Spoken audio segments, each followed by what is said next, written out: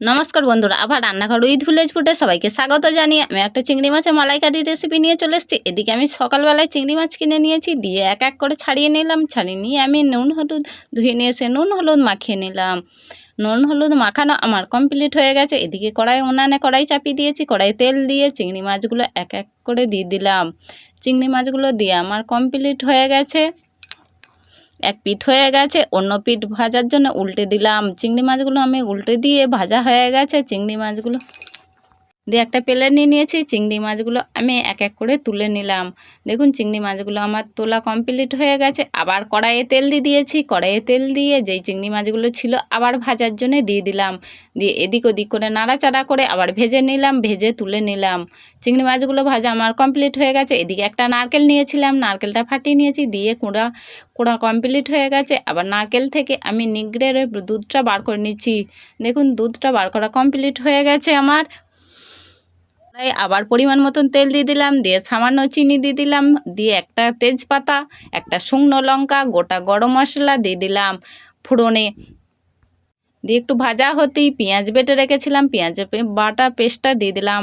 পেঁয়াজ বাটা দেওয়া হয়ে গেছে, আদা রসুনের পেস্টটা দিয়ে দিলাম। আদা রসুনের পেস্ট ভালো করে ভাজা হয়ে গেছে। আমি আগে টমেটো বেটে রেখেছিলাম, টমেটোর পেস্টটা দিয়ে দিলাম, দিয়ে ভাজা ভাজা করে নিলাম।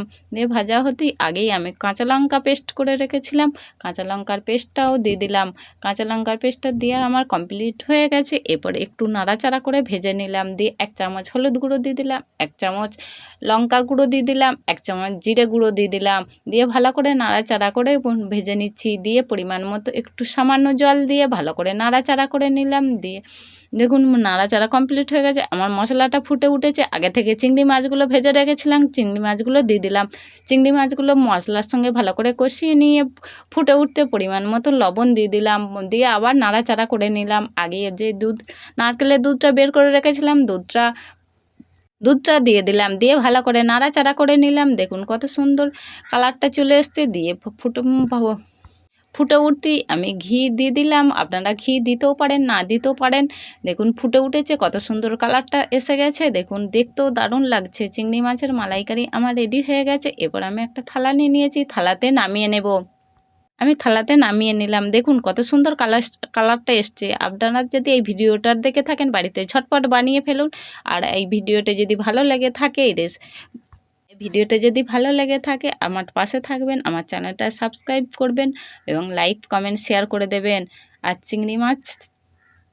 চিংড়ি মাছের এই রেসিপি থাকলে ভাতের আর কোনো রেসিপির দরকার নাই। দেখুন আমাদের ভাত আর চিংড়ি মাছের রেসিপি